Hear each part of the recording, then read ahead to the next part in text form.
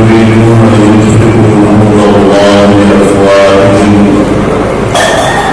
والله متم نوره ولو كره الكافرون صدق الله العظيم.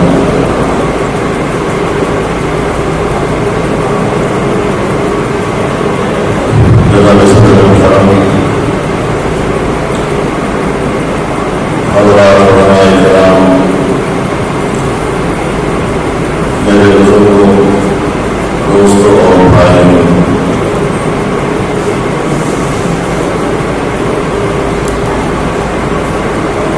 سب سے پہلے تو میں آپ حضرات کا شکر گزار ہوں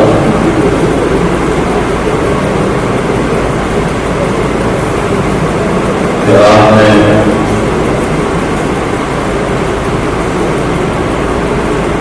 اس مجلس کا انعقاد کیا. ضلع اسماعیل خان شہر اور ضلع کے مختلف علاقوں سے علماء کرام اس مجلس میں شریک ہوئے.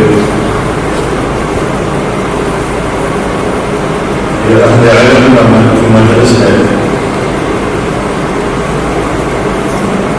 اور اللہ کے گھر میں ملاقات ہو رہی ہے.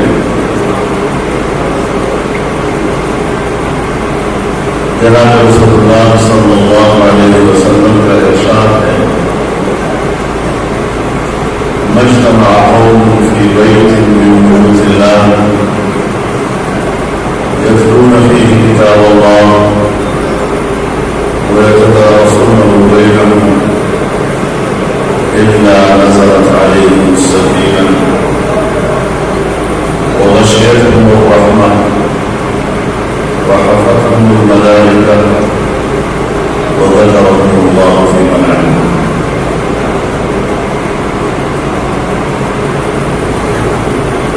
وہ لوگ اللہ کے گھر میں اکٹھے ہوں، اس میں قرآن کریم پڑھیں گے اور ایک دوسرے کو سمجھائیں گے،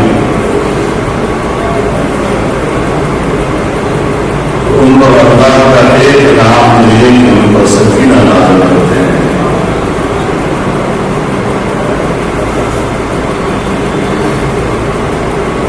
اور دوسرا یہ کہ اللہ تعالیٰ نے اپنی رحمت میں ڈھانپ دیتا ہے.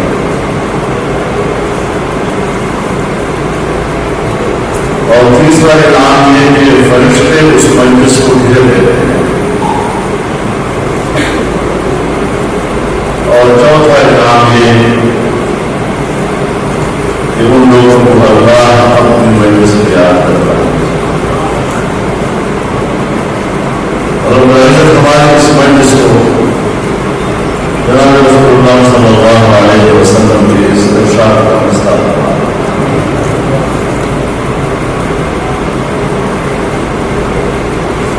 میرے محترم ساتھیوں،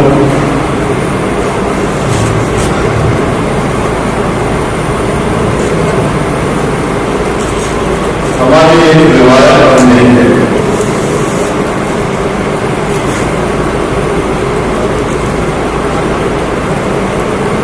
کہ ہم اسٹیج پر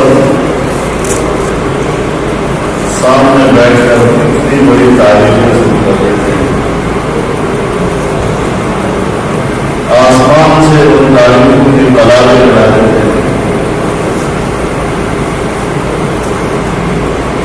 اور مجھے پتا ہے کہ میں کیا ہوں، منان بلندانا.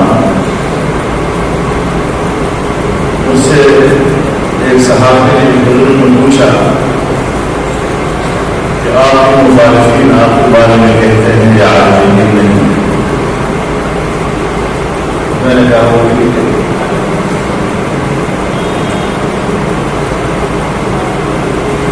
میں تو ایک طالب علم ہوں، علماء کا ساتھ ہوں،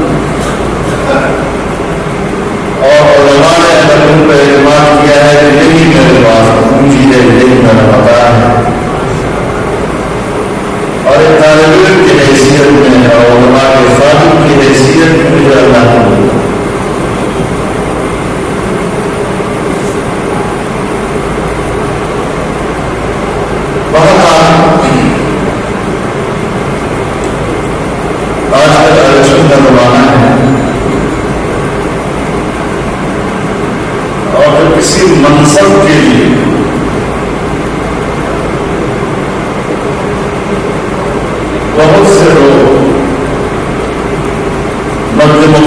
ہوتے ہیں اور اس منصب کے امیدوار ہوتے ہیں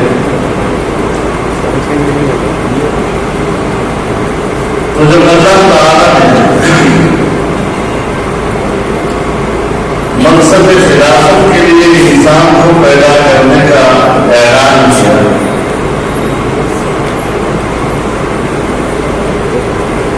تو ملائکہ نے اس اعلان پر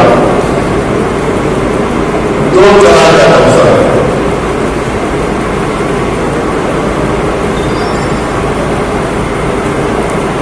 پہلا تبصرہ انسان پر تقلید کا اور دوسرا تبصرہ اپنی تاریخ کا۔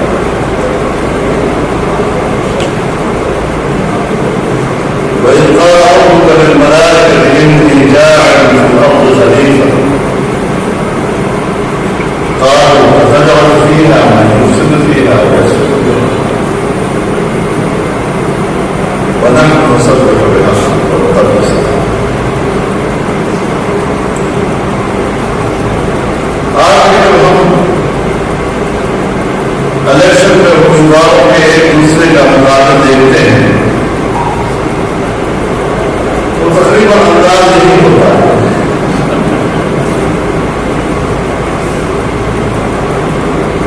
کہ میں زیادہ مناسب امیدوار ہوں، مجھے ووٹ کا میرا ووٹ کا سب سے زیادہ حق ہے اور میرے مقابلے پر کوئی نہیں ہے۔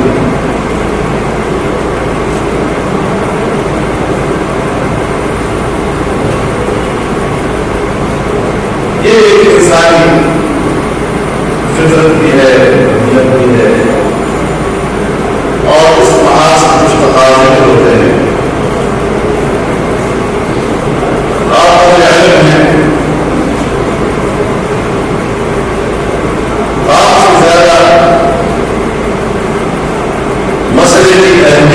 کون سمجھ سکتا ہے؟ علماء کرام اپنی فضیلت میں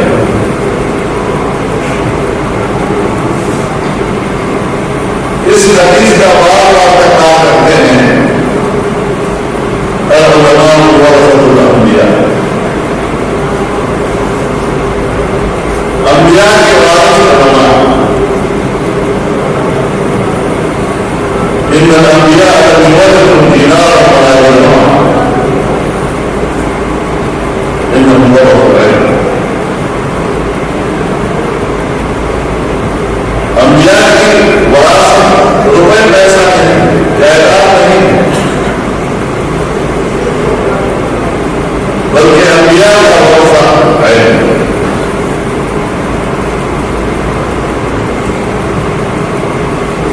انبیاء کی خلافت، انبیاء کی خلافت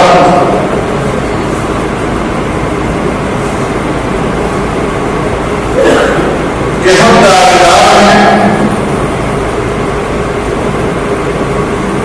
چنانچہ ہم مسجد کے امام کے مصلی انبیاء کا مسئلہ کہتے ہیں۔ مجال ہے کہ ہمارے معاشرے علماء کے بغیر اس مسئلے پر کوئی اپنا حق جتا سکے، اور مجال ہے کہ کوئی آج بھی اس مسئلے پر کسی دوسرے کے حق کو تسلیم کر سکے۔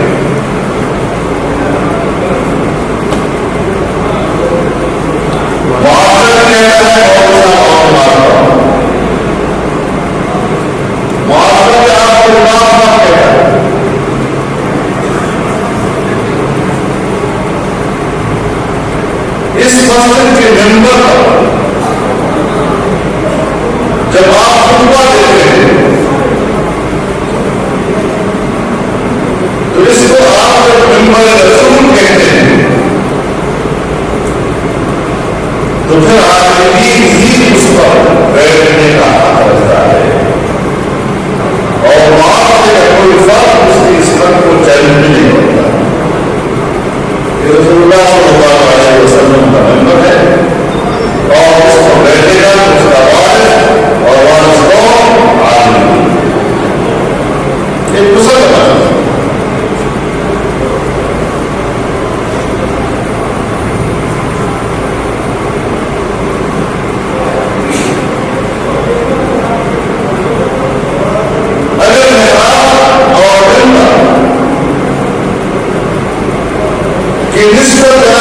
اللہ صلی اللہ علیہ وسلم کی طرف ہے، اور اس کو بیٹھنے کا حق اس لیے عالمین جو ہے کہ وہ اس کو والوں کیا جاتا ہے۔ تو پھر ہم نے مسند سیاست کس کے حوالے کر دی ہے؟ وہ بھی رسول اللہ صلی اللہ علیہ وسلم کا مسند ہے۔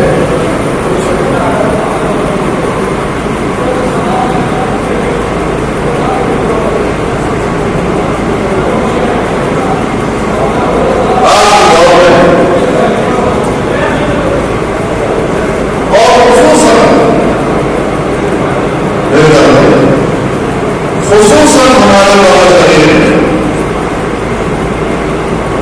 انگریز نے باقاعدہ منصوبہ بندی کیا مذہب کو سیاست سے زیادہ ہوتا ہے۔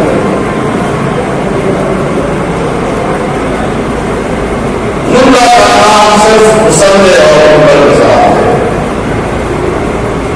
سیاست تو دنیا داروں کی چیز ہے۔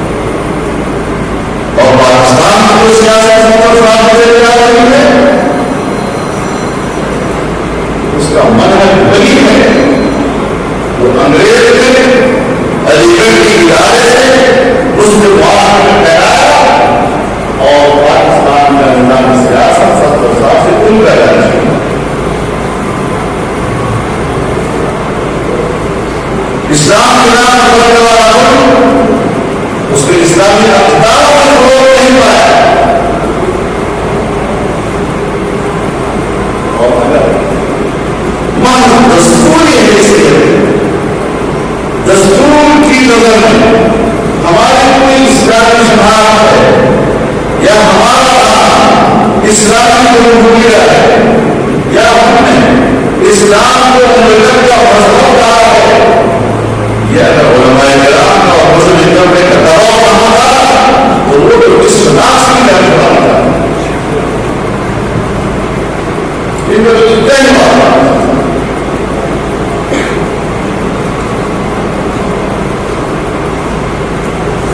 اور میرے ہمارے دوستوں اور صحیح کی تعلیم سیاسی محاذ پر علماء کو مشتمل کرنا اور ان کے اندر اعتماد پیدا کرنا اور دوسری سیاسی قوتوں کا اپنے آپ کو ہم بلّہ کرنا اس میں حضرت شیخ الاسلام بننے کا کہا اور پاکستان بننے کے بعد اگر علماء نے خود اعتماد آئی اور سیاسی محاذ پر انہوں نے دوسرے کا ہم بلّہ کرنے کا دعویٰ کیا تو اس میں دنیا مطلب ہے کہ حضرت سارا محلہ بہت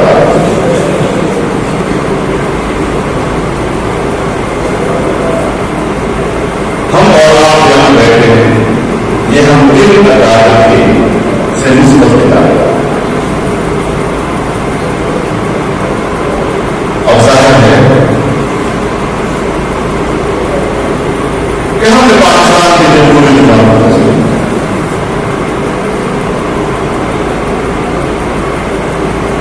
لیکن سوال کیا ہے مثال آپ کے علم میں ہے کہ تمام قوانین قرآن سنت کے مطابق بنے گی اور قرآن سنت کے منافق کوئی قانون نہیں بنے گا تو قرآن سنت کے قانون کے لیے تو قرآن سنت کا علم بھی چاہیے ہمارے پارلیمنٹ ان لوگوں سے بھری ہوئی ہے جو قرآن سنت کے الف بے سے بات ایسے لوگوں کی اکثریت اگر پارلیمنٹ میں موجود ہوگی تو آپ بتائیں کیا ان سے قرآن و سنت کے حوالے سے کسی قانون سازی کی توقع کی جا سکتی ہے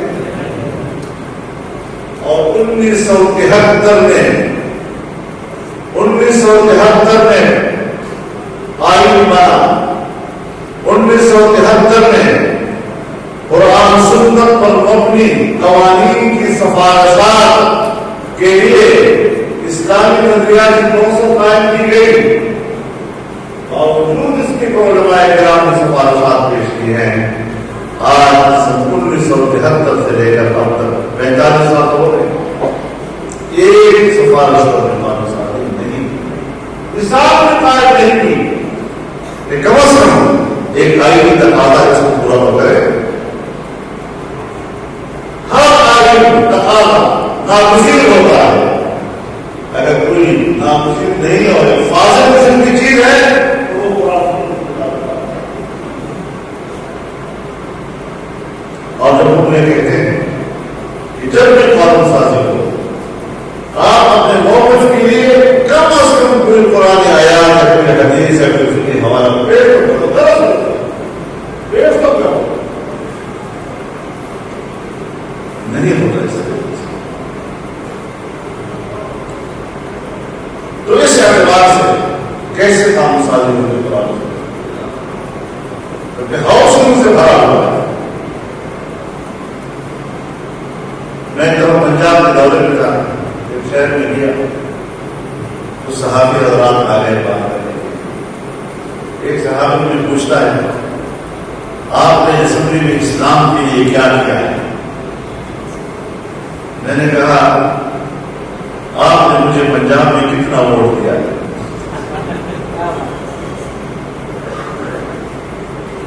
اسمبلی میں میرا کردار تو آپ کی طاقت سے ہوگا جمہوریت تو یہ ہوتا ہے کہ موقع کی طاقت آپ کے پاس ہے تو آگے جا کر آپ کو کردار ادا کر سکتے ہیں قرآن سنت کے لیے اور شریعت کے قوانین کے لیے تو آپ ایک ووٹ کسی کونے میں دینے میں تیار نہیں پھر احتساب کے لیے بہت آسان ہے کونے پہ دے کرنا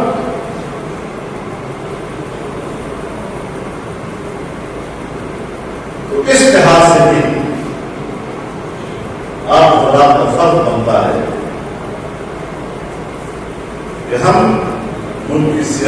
اپنے علماء کے کردار کو اٹھائیں.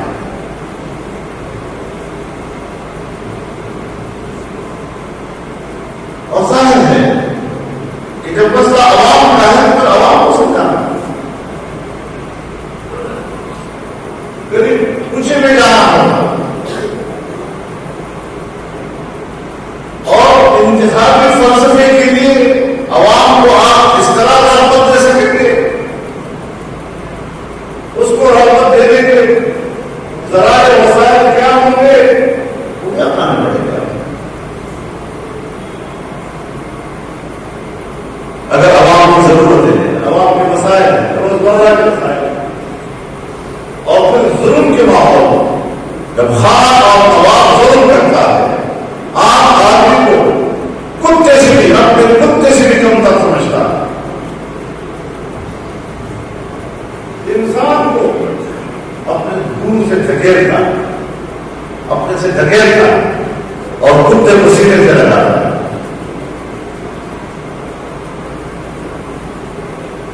انسان کو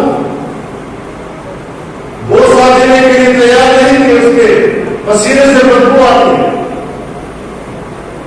لیکن کتے کے ان کو بوسہ نہیں دیتا. آپ کو دیکھا ہوگا، میں نے بھی دیکھا.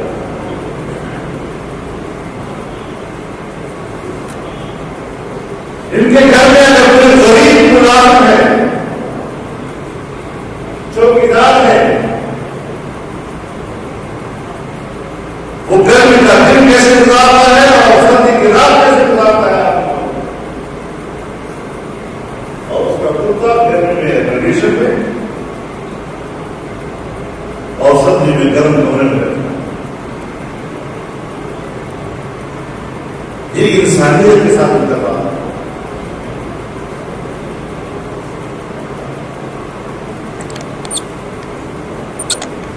میں نے خود حضرت مفتی صاحب رحمہ اللہ کو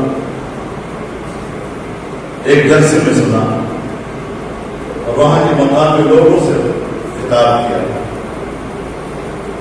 کہ جب آپ کے شہر میں کبھی انگریز افسر آیا کرتے تھے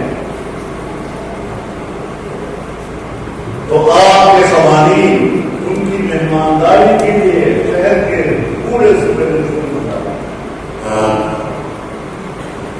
اور ایک بڑا خاص ان کے سامنے رکھتے تھے جس میں خشک آٹا اور اس آٹے کے اندر پرانے زمانے کے جو پیسے ہوتے تھے اس کو ان میں رلا ملا اور بالکل ان کے ہاتھ نیچے باندھ کر منہ سے وہ پیسہ ایک بویا ہوا ہے، دوسرے میں موڑ بویا ہوا ہے، اور اگر کسی کے منہ میں پیسہ آ جائے وہ دام پکڑ کر نکال دیتے اور انگریز گالیاں بجا دیتے اور خوش ہوتے تھے. کیا تمہارے قوانین نے انگریزوں کو خوش کرنے کے لیے تمہاری تصدیق کیا یا نہیں؟ ایک آدمی دور سے جڑا ہوا مفتی صاحب خدا کی قسم ہے اپنے آپ کو کیا ہمارے علاقوں میں اس سے مشہور نہیں ہے؟ اگر کسی غریب کے پاس کوئی اچھا سا کرتا ہے اور سردار صاحب نے کہا یہ مجھے دے دو اور اس نے انکار کر دیا تو اسکول کے احاطے میں گاؤں کے بچوں کے سامنے اس کے منہ میں گوبر نہیں دبائے. یہ واقعات نہیں ہے.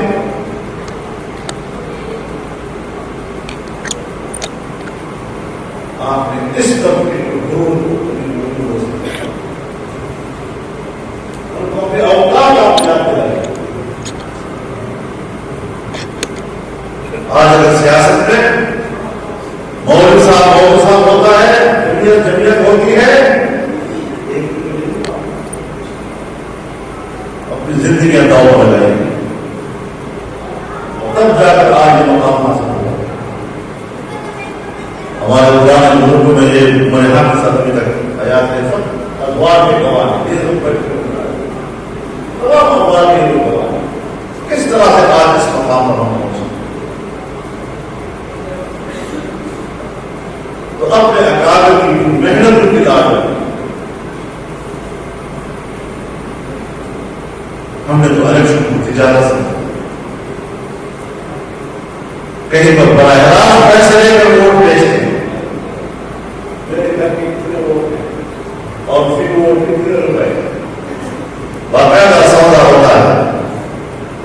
بقایا لوگ بیچ دیتے ہیں. پتا ہے کہ آپ مستحق نہیں ہیں، گندے ہیں آپ، پیسہ آ گیا.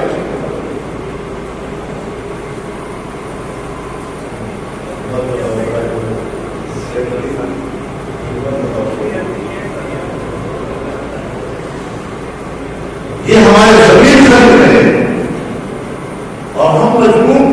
اور خود آپ، میں بھی سوچتا ہوں یہ موقع ہے، کم از کم کوئی غریب کو موقع دے دیں، کم از کم کوئی گھر کے کاروبار کو لگا دے. ابھی میرے پاس کچھ لوگ آئے کہ یہ ہماری غریب تنگ ہے اور ہمیں غریب چوری کرنی ہے، ہمیں زمین کرنی ہے. میں نے کہا یہ وقت ہے، یہ وقت بالکل یہ وقت ہے.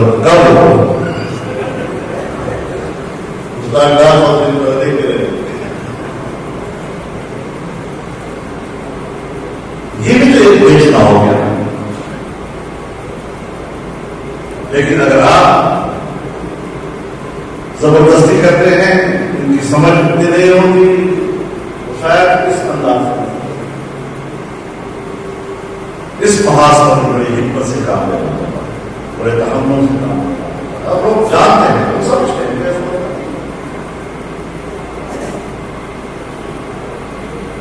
اس اعتبار سے میں آپ کو یہ بات بات کرنا چاہتا ہوں. میں گھر میں بیٹھا تھا اسلام آباد میں، بچوں کے لیے کوئی چاکلیٹ خرید کر کرتا ہے، اور وہ چاکلیٹ کے جو پاکٹ ہوتے ہیں وہ پہلے بظاہر کھلونے نظر آتے ہیں، لیکن جب کھیلتے کھیلتے وہ ذرا پرانے ہو جاتے ہیں تو اس کے اندر میں چاکلیٹ پتہ نہیں کس کی نظر پڑی کہ اس چاکلیٹ کی جو اجزاء ہیں، ان اجزاء میں خنزیر کی چربی. میں تو فوراً چونکا، یہ کیا ہے؟ تو خواتین نے میں نے ان کو بھی بلایا، مردوں کو بھی بلایا، یہ کیا مصیبت ہے؟ میں بازار میں بھی آئی اور گھر میں جا رہا. ہم نے اگلے دن اسمبلی میں قرارداد نوٹس دے دیا.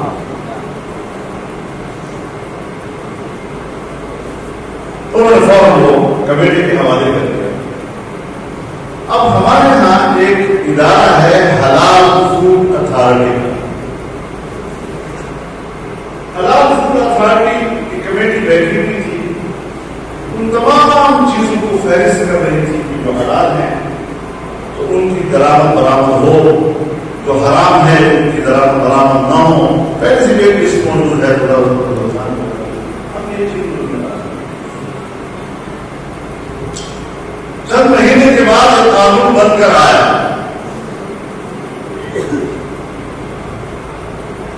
اب کمیٹی میں جو ہمارے کچھ اراکین بیٹھے تھے، خاتون تھی، اور وہ زیادہ ان کا دینی علم کا طاقتور نہیں تھا، وہ ساری چیزوں کو قانون بن کر آیا اور اس کی قانون سازی شروع ہوئی اور 16 شرکیں اس کی پاس ہو گئی. سب نے شرک پر ہماری ایک خاتون پر کھڑی ہو گئی اور وہ گڑ پڑی ان کے ساتھ. میں سیٹ پہ آیا اس کو میں نے مطالعہ کرنا شروع کیا کیا جھگڑا ہے. اور 5-10 منٹ کے اندر میں سمجھ گیا کہ ہمارے قانون میں اختلاف تھی. اس پر میں نے مداخلت کی اور مداخلت کر کے اس قانون سازی میں رکھا. اس کے بعد ایک ہفتہ مذاکرہ. ہم نے بھی حلال حرام کے مختلف ادارے ہیں، جنوبی افریقہ والے ہیں، ملائیشیا والے ہیں، پاکستان والے ہیں، ان کے ایکسپرٹس کو بلایا، ان سے بات چیت کی اور ہم نے ان کو منوا لیا کہ قانون غلط ہے. اس میں مشین سبب میں ڈال دیا اور OIC کے کچھ قوانین جو ان کا حوالہ ہم نے دیا تھا، میں نے کہا وہ ایسی ہمارے لیے بات نہیں. ہمارے لیے تو ہمارے بر صغیر میں علماء نے اتنا کام کیا ہے اس موضوع پہ کہ وہ کافی ہے ہمارے لیے رہنمائی. اور ایوب خان کے زمانے میں خوشی کی ذبح کے لیے پلان لگا دیے گئے تھے. حضرت موسیٰ صاحب رحمہ اللہ نے چیلنج کیا اس کو, جلوس نکالے ان کے خلاف مظاہرے کیے اور مباحثے کے علماء کے درمیان, اور ان کو واپس کرنا پڑا. چنانچہ ایک ہفتے کے بعد ہم نے ان کو اپنا موقف منوایا اور پھر ہم نے کوئی 4 تراغیب پیش کی. ان 4 تراغیب کے ذریعے سے وہ ساری چیزیں جو پاس ہو گئی خارج کر دی گئی اور پھر بل جا کر پاس ہوا. اس دن مجھے احساس ہوا کہ اگر آج یہاں یہ علماء بیٹھے ہوتے کوئی محترم حرام کی اجازت ہے. مجھے خود بھی اس دن ان چند لوگوں کی موجودگی کا احساس ہوا کہ اگر یہ نہ ہو تو کیا ہوگا.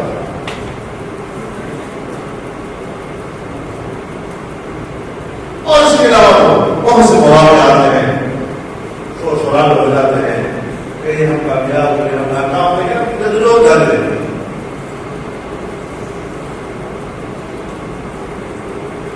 تو یہ وہ سارے مسائل ہیں. میں جب سے مجھے بیان کرتا ہوں ساری چیزیں کے حوالے سے بڑا مشکل مراحل سے ہم گزرتے رہتے ہیں. تو آپ کے سامنے یہ بات کرنے کا مقصد یہ کہ ذرا ہمارے علماء کرام اپنی اس ذمہ داری کو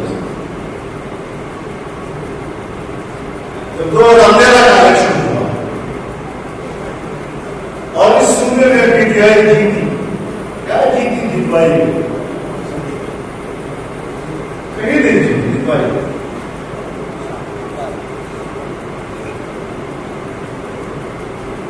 تو میرے پاس ایک وقت ہے بڑا تگڑا وقت. اس میں پولیس آئی ہے کہ لوگ تھے اور جہاں ہمارے لوگ تھے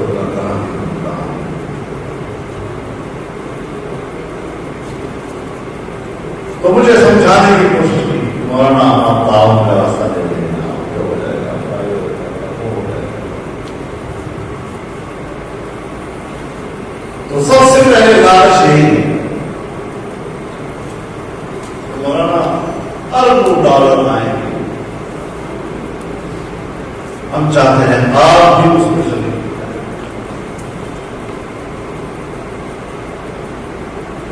بڑا فائدہ ہوگا آپ کے ہاتھ سے رفائی کام.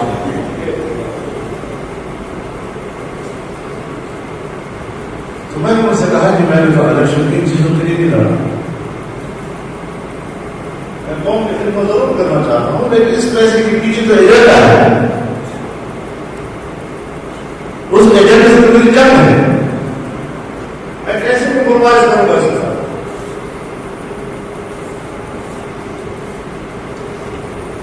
3 میٹنگیں میرے ساتھ ہوئی اور آخری میٹنگ میں میں نے ان سے درخواست کی کہ حضرات گرامی آپ ہمارے لیے قابل احترام لوگ ہیں, اب اس موضوع کو بند کرتے ہیں اور یہ چیپٹر کلوز.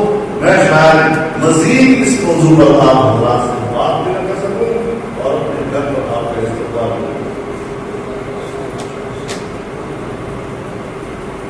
اس کے علاوہ مجھے کہنے لگے کہ آپ نے تو بالکل چیپٹر ہی کلوز کر دیا. کہنے لگے پھر میری بات آخری بات کر کے جائیں. میں نے فرمایا کہنے لگے ہم 3 سالوں سے 2013 میں یہ کہہ رہے ہیں کہ ہم 3 سالوں سے آپ کی تقریر نوٹ کر رہے ہیں. پورے ملک میں آپ نے جہاں بھی کوئی تقریر کا جلسہ کیا آپ نے نوٹ کیا. آپ نے اپنی تقریر میں 2 باتیں کی. ایک یہ کہ عمران خان یہودیوں کا ایجنٹ. دوسری بات یہ کہ تہذیب کی جنگ ہے اور یہ مغربی تہذیب کا نمائندہ. اور آپ نے 2 باتیں کی ہیں یا نہیں؟ ہم نے صحیح نوٹ کی ہے. مولانا صاحب آپ دونوں باتیں چاہیے.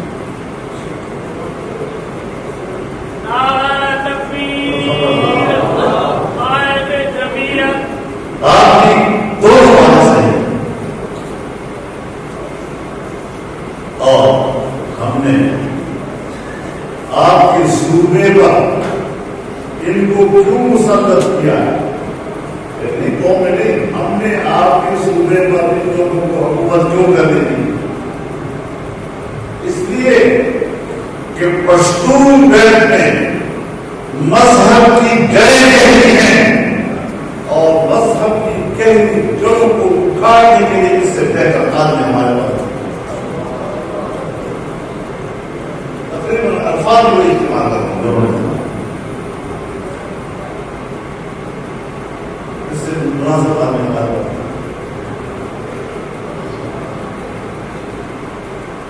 لیکن مولانا ہم نے بہت محنت کی ہے، 15 سال سے ہم نے محنت کی ہے. ہم نے یہاں ہندوز کا جال بچھا دیا ہے. ہم نے گراؤنڈ پر پیسے والا کاروبار طبقہ بنا دیا ہے. یہ اب اوپر سے آنے والے پیسے کو جذب کر سکے گا. اس دنیا کی معیشت کا نظام ہے. یہاں پیسہ آئے گا، بہت پیسہ آئے گا، گلی گلی کوچے کوچے پہنچے گا، آپ کی مسجد مسجد پہنچے گا، آپ کے لوگی اور مومن کو پہنچے گا. اور مولانا صاحب اس جنگ میں آپ تنہا رہے ہیں، ہمارا ملہ جا رہا ہے. یہ اصل میں ٹریڈ کرنا چاہتے تھے. ہمارا مول بھی چل رہا تھا.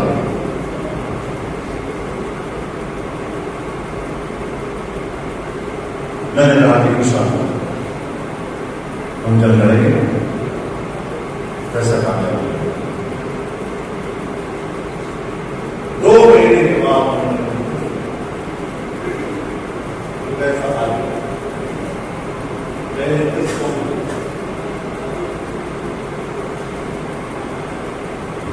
اور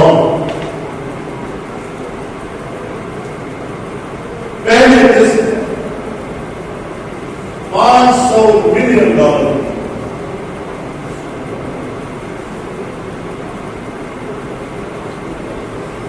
یعنی 50 کروڑ.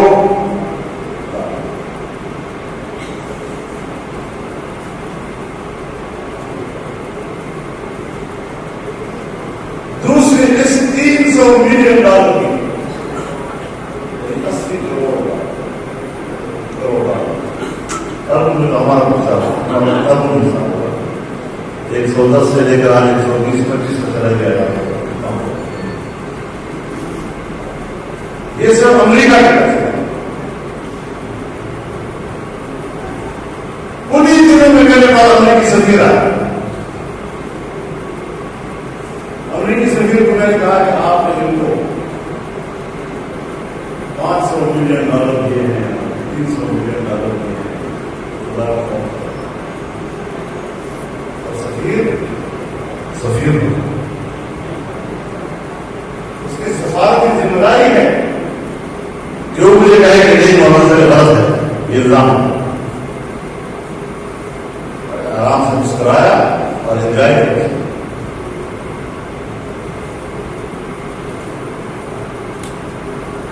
حالانکہ اس کی سفارت کی اور ڈپلومیٹک ذمہ داری اب یہی تھی. جواب ہے اس کا جو فوراً دماغ سے یہ کہہ دے کہ نہیں ہے. اس کے بعد پیسہ آیا. 10,000 ہر امام کو دینے کا اعلان ہوا.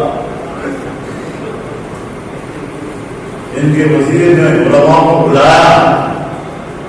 علماء کرام سے کہا کہ ہم تو آپ کو کچھ خدمت کرنا چاہتے ہیں. ہمارا مولوی غریب ہو، اس کو آپ لوگ مسجد میں کہیں 10,000 5,000 2,000 3,000 کرنا ہے. اس کو بھی لالچ دیے.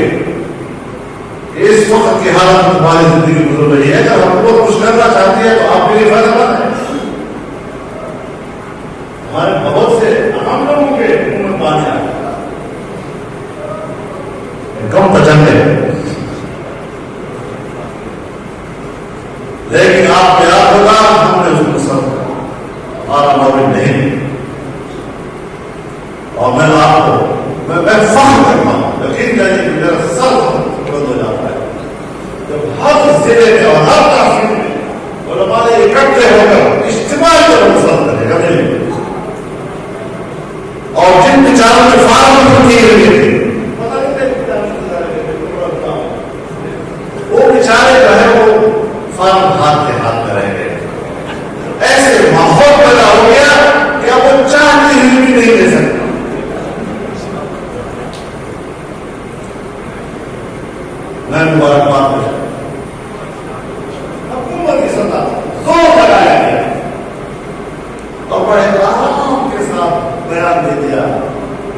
علماء کے لیے اعزازیہ نہیں دے سکتے، ہمارے پاس پیسہ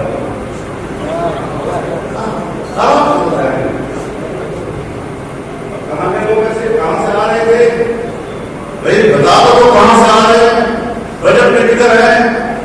اگر 30,000 تم وراثت کو دے سکتے ہو، مسلمانوں کو دے سکتے ہو، تو پتہ ہے کہ بجٹ میں مد ہے اس کے اندر، اس کا تو نام کو پتہ چل رہا ہے کہاں سے آ رہا ہے، یہ وہی پیسہ تھا جو اس مد میں شامل نہیں ہو رہا۔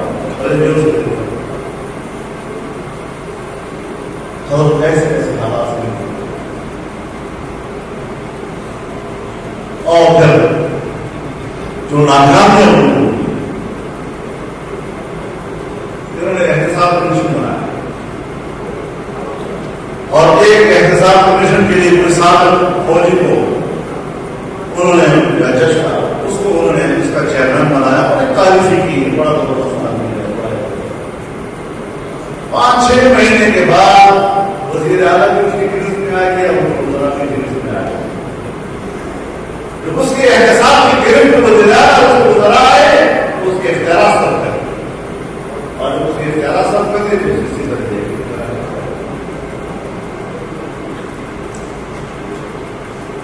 تاریخ میں ایسا نہیں ہوا۔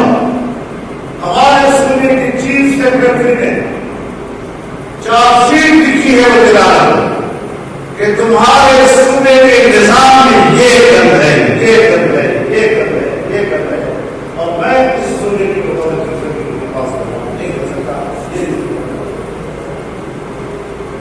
کسی حکومت ایسا نہیں۔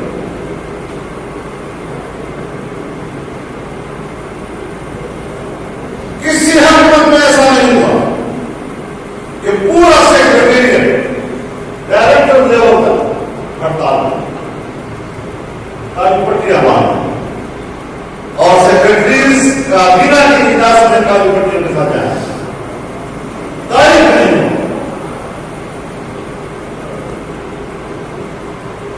اس کے باوجود نظام سے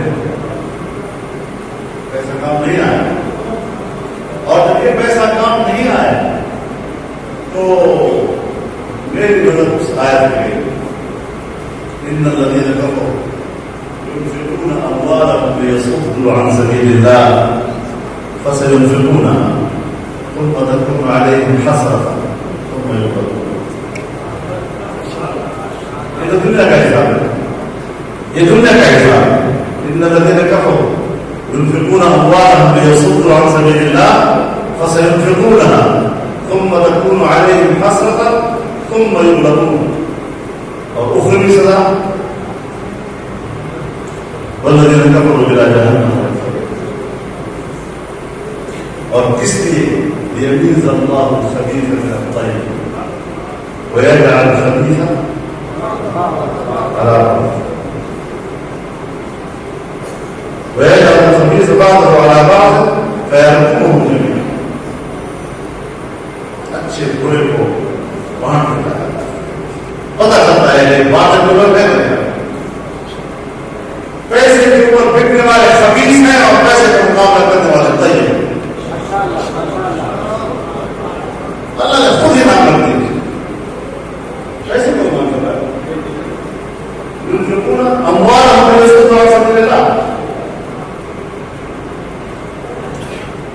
اور پھر جب ان کو ناکام ہوگی کیسے افسوس کریں گے؟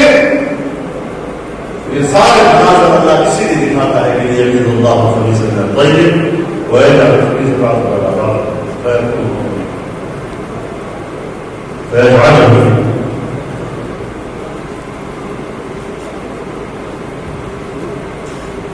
یہ امتیاز اس معاشرے کے سامنے رکھنا کہ کس کی ذمہ داری ہے؟ من كان مؤمنا كمن كان فاسقا لا يضر۔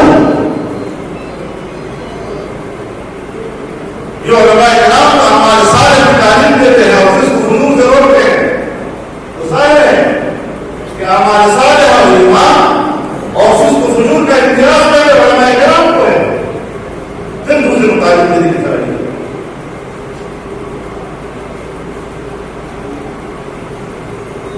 أفنجعل الذين آمنوا وعملوا الصالحات كالمفسدين في الأرض۔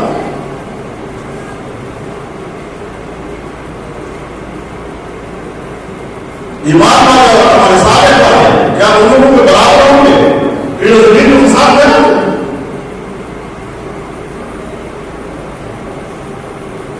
ہم نے کہا متقین کا سوچا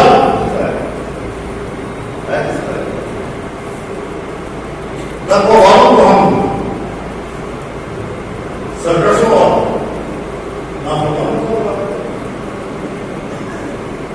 اس امتیاز کو برقرار رکھنا، اس کی بنیاد پر عام آدمی کی رہنمائی کرنا، یہ مسلمان کا ہر مسلمان کا آپ کو ہوگا۔ کوئی لالچ بات نہیں ہے۔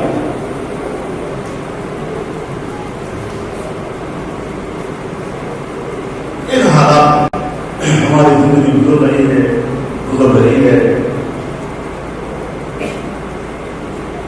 اور اس وقت بہرحال عوامی سطح پر تمام مقاصد فکر کی تمام سیاسی مذہبی جماعتوں میں عوامیت اگر حاصل ہے تو مجھے یہ کرنا ہے، اس لیے کہ وہ عام آدمی کی بات کرتا ہے، ان کے مسائل کی بات کرتا ہے، اس میں شامل ہو جاتا ہے، تو عام آدمی کے مسائل اللہ کے مسائل میں اس کا، لیکن دیوار سے خاص طور پر کہنا چاہتا ہوں، اس وسیل کے واسطے سے کہنا چاہتا ہوں کہ اگر پسماندگی سے اس خطے کو آج تک کسی نے نکالا ہے یا پسماندگی سے نکلنے کا سفر شروع کیا ہے اور مقام تک پہنچایا ہے، اس کے لیے میں احساس کیا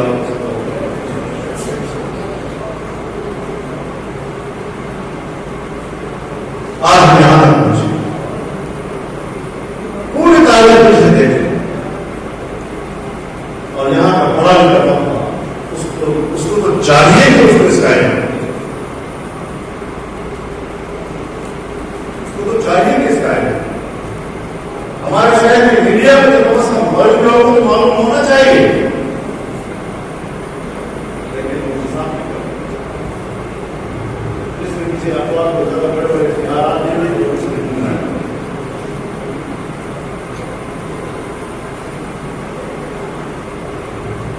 تو اس حوالے سے اگر ملک میں پرنٹ میڈیا ہے، پھر اگر اس کے بعد الیکٹرانک میڈیا ہے، پھر اگر اس کے بعد سوشل میڈیا ہے، اس کے بعد ایک ماس میڈیا بھی ہے، اور ماس میڈیا ملا کے ہاتھ میں ہے، محراب منبر آپ کے ہاتھ میں ہے، جمعہ آپ کے ہاتھ میں ہے، عیدین آپ کے ہاتھ میں ہے، جنازہ آپ کے ہاتھ میں ہے، کمیونٹی کے اجتماعات آپ کے ہاتھ میں ہے، آپ کو دیکھ کر آپ کی یہ سادہ گفتگو جتنی اثر انداز ہو سکتی ہے، کوئی میڈیا آپ کو خبر نہیں ہے۔ آپ خیر کر دیں گے کہیں کچھ تک پہنچے تو صحیح۔ اس اعتبار سے آج اس وقت کی ایک ضرورت ہے کہ ہم اس مسئلے کو آگے لے جائیں۔ یہ جو ابھی آپ کا سی بینک مشروع آ رہا ہے، مطلب یہ جو نظر آ رہا ہے یہ ابھی چھوٹا ہے، ابھی چھوٹا ہے، اس کے ساتھ بہت سی چیزیں آنے والی اور ایسی آنے والے کو وابستہ ہی اسی کے ساتھ ہے،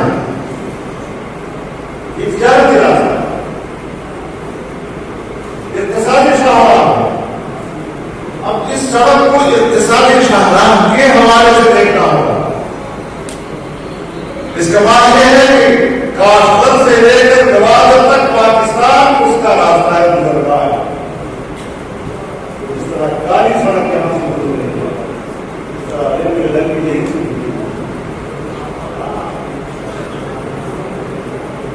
اور یہ ٹائم کی وجہ سے اور گوادر میں اور جس فاصلے پر ریلوے سے جس فاصلے پر اس سڑک کو رکھا گیا ہے، آپ کو بتا دوں یہ کوئی 25 کلومیٹر دور یار سے پہلے یہ ایریا کیوں خالی ہو گیا؟ 25 किलोमीटर की चौड़ाई और शर्क व गर्भ में 50 किलोमीटर, ये एक इंडस्ट्रियल एरिया है। लेकिन चूंकि जो मंसूबे बड़े बड़े बनते हैं कुछ सूबाई और वाक़े होते हैं, अब हमने तय कर दिया था कि ये जगह ये फासला ही इसीलिए दिया जा रहा है। जब मैंने उनसे कहा कि आप इतना दूर से क्यों जा रहे हैं, आप मुझे यहाँ के नहीं पाए, तो उन्होंने कहा नहीं, यहाँ एक इंडस्ट्रियल जोन बनाना चाहते हैं, ये जगह सड़क की होगी क्योंकि जमीन के नीचे पानी कम है, उसकी मजबूती ज्यादा होगी, और दूसरा इस एरिया मैदानी इलाका जिसमें रोड के किनारे पर एक बड़ा इंडस्ट्रियल एरिया बनाएंगे। अब 25 किलोमीटर और 50 किलोमीटर ये इस मौजूदा योजना से बड़ा है, इस आपकी मौजूदा योजना से बड़ा रहा होगा। उसमें फैक्ट्रियां भी होंगी, कारखाने भी होंगे, उसमें अस्पताल भी होंगे, स्कूल भी होंगे, अफसरों के घर भी होंगे, मुलाजिमीन के घर भी होंगे, तमाम सहूलतों के साथ और सड़कों के साथ एक नया शहर होगा। लेकिन इस अल्लाह के बंदे ने अपनी सूबाई वज़ीर आला के इख्तियारात का इस्तेमाल करते हुए आप मुझे बताएं कि एक लाहौर से पेशावर के मोटरवे एक किसान इशारा नहीं, और जब मोटरवे और ये इक्तिसादी सहारा है, तो ये इक्तिसादी सहारा से वाबस्ता जिस इलाके को होना चाहिए उसको वहां ले जाना कौन से अकल की दुख है, बनती नहीं ये बात। इस तरीके से जो सूबाई हुकूमत की मुदाखलत थी उन्होंने ये कारनामे दिखाए, लेकिन आप इत्मीनान रखें कि बहरहाल जब हिंदुस्तान एक इंडस्ट्रियल हब के तौर पर तय हो चुका है और हो जाएगा इंशाअल्लाह। तो जैसे मैं कई इलेक्शनों पहले ये बात किया करता था, क्योंकि मैंने तो चीन के साथ ये बात अपनी समझा भी नहीं, और उस वक्त उनके रजामंदी की मैंने हासिल कर दी थी। फिर उसके बाद बस हुकूमतों के हवाले हो गए, चलते चलते चलते चलते 2013 में जाकर और उस पर काम किया। तो इस एतबार से एक लंबी जंग हमें लड़नी पड़ी। ये रूट जहां नहीं था तो गजा से परे बड़ी लड़ाई और पूरा बलूचिस्तान बहुत हो जाता अगर उस रास्ते से जाता, वो जाकर मेरे फुलदार में जाकर दाखिल होता और दोबारा पहुंचता, फिर रोम से लेकर फुलदार। लेकिन अल्हम्दुलिल्लाह हमने इस पर दलाए की और चीन की गवर्नमेंट ने तस्लीम की और ये तरक्की का सफर है और ये चलेगा, आगे बढ़ेगा और इंशाअल्लाह अज़ीज़ हम इसमें कामयाब होंगे।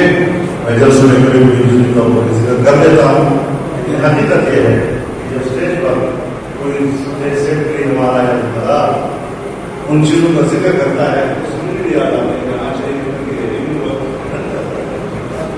मैंने कभी हिसाब नहीं लगाया। एक दफा मैं काम में और फतेह सर के मस्जिद में इज्तिमा था, जलसा था, हमारा जमात के साथी काम के काम दिन वाला,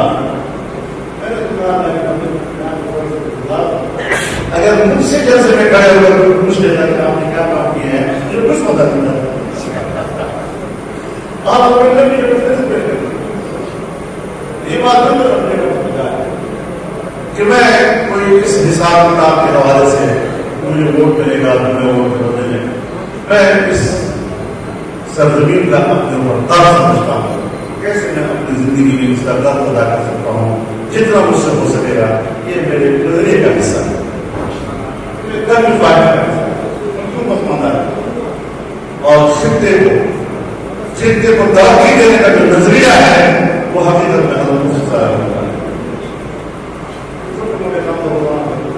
काम चलते रहे, ये तो अपनी जगह पर, लेकिन आने वाले नस्लों को जो था इस तरह फकीर बन के रहेंगे, इस तरह हमारे दरवाजों में खड़े रहेंगे रोजाना, इस तरह हम रोजाना नौकरियां मांगेंगे, क्या उनको खुशहाली नहीं मिली उनके औलाद को आने वाले मुस्तकबिल को?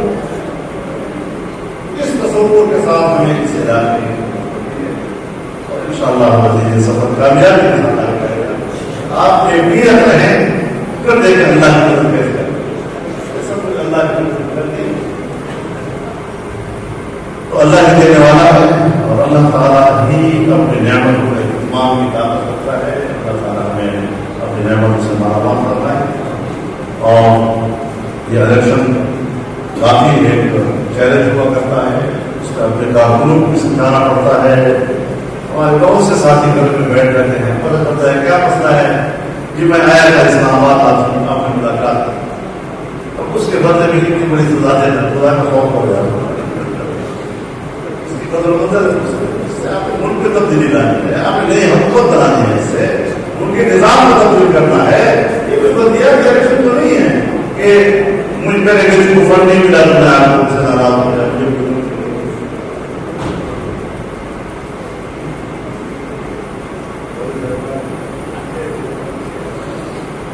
دیکھیے میں تو پہلے بھی عرض کر چکا ہوں, اتنے عرصہ کی سیاست میں رہے گا, پھر فارم افیئر کمیٹی کا چیئرمین بن گیا, مسلسل خارجہ امور سے وابستہ ہو کر دنیا کو میں نے سمجھ لی, دنیا کے ایجنڈے کو سمجھنے کی کوشش. ایک ہمیں باہر کے دورے میں تھا, ایک ملک میں ہمارے اپنے جماعتی ساتھی کہیں سے پتہ چلا تو میرے پاس آئے, تو مجھے کہا کہ آپ کے اس دورے سے کیا فائدہ ہوگا پاکستان کو. میں نے کہا پاکستان کو فائدہ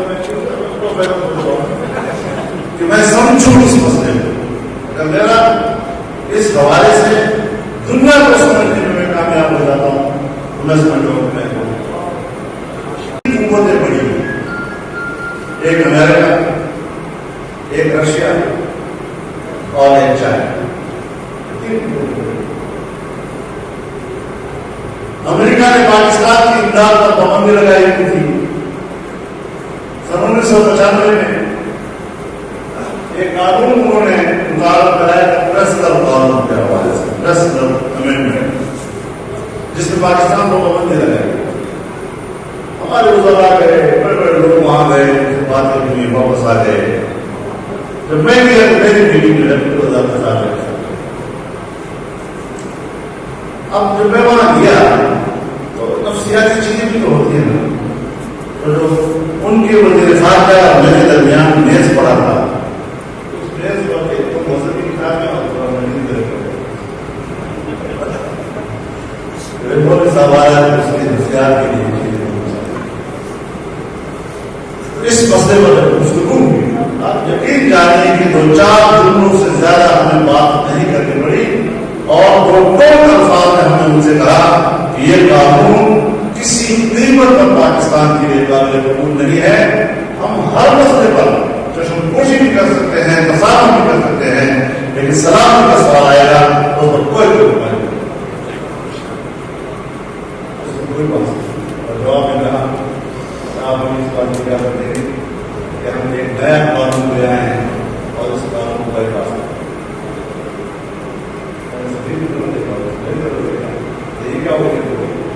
ایک ہی مجلس میں سرکار دونوں کے اندر دیکھ جائے گا, ہم تو کھپے گے لوگوں کو. اور وہ قانون کو ہم نے تبدیل کرایا, نیا قانون آیا, اس کا نام براؤن امینڈمنٹ, جس میں براؤن پرسنٹ ہوتا ہے, اس سے تبدیل کی. میرا کوئی پروگرام نہیں تھا, میں ویسے ماسکو سے گزرنے کے لیے آیا, تو انہوں نے میرا پروگرام رکھ لیا. میں جب آیا مجھے فون آیا وہاں فن لینڈ میں کہ آپ یہاں پر گھوما کی دفاع کمیٹی آپ نہیں کہ انہوں نے کر دیا, جب آپ کو ویزا لگا ہم ملے, کوئی 2-2.5 گھنٹے ہمارا مذاکرات ہوا. بڑے قلعے تھے ان کو پاکستان سے, افغانستان کی جنگ کے, اور سب کچھ پر ہم نے ان کو جواب دیے, ان کو ہم نے بالکل لاجواب کر کے خاموش. مجھے صدیق نے کہا یہ کہاں سے آپ نے باتیں سیکھی ہیں؟ ڈر ہو گیا کہ آپ وہ پوری دنوں میں گر گیا, 20-25 لوگ ہیں ان کو آپ کے ایک اکیلے بندے نے جب ان سے بات مکمل کی تو مجھے کہتے ہیں کہ ہم آپ کے مقابلے میں دنیا کے ساتھ, لیکن آج جو آپ نے ہم سے باتیں کی ہیں ہم اس کا نتیجہ اخذ کرنا چاہتے ہیں کہ ہم انڈیا پاکستان کے درمیان یکساں پالیسی اختیار کرنے کی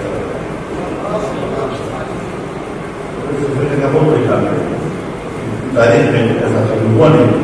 ایک میٹنگ میں یکدم آپ پروفیسر اور میں اس کو میں سفر کرتا تھا تو لاسٹ میں نے وزیر خارجہ نے ملاقات کی. انہوں نے کہا کہ کل آپ کی میٹنگ ہوئی ہے تو ہم نے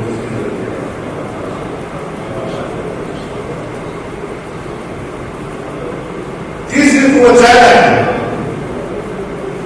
یہی سن 95 کا زمانہ تھا. میں مطلب سفر کیا تو ہم نے کہا کہ پاکستان کے راستے انہوں نے ہمیں اپنا نظام بتایا کہ ہم دنیا میں بیٹھنا چاہتے ہیں, تجارت کرنا چاہتے ہیں, سارے راستے ان کے تقریباً سمندری ہیں. ہم نے کہا ہمیں آپ کی سے آپ جو شاہراہ ریس میں پاکستان سے گزر رہا ہے اس کو دوبارہ فعال اور ان راستوں کی کمزوریاں ہم نے بتائی, اس راستے کی افادیت ہم نے بتائی.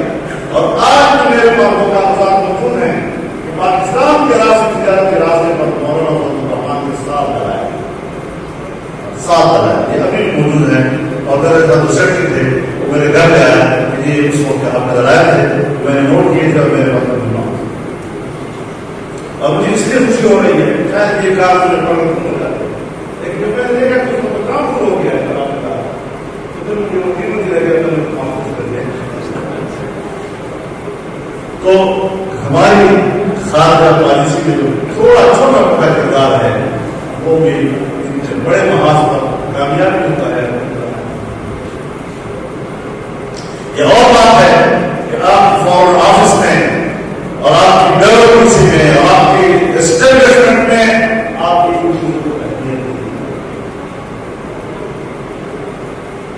میں نے میرے لوگوں سے کہا تھا کہ آپ نے سے کام لیا ہے, یہ براؤن امریکن کا یہ کئی لوگوں سے ہے, آپ کو تصویر نہیں کرتے کہتے وہ بڑا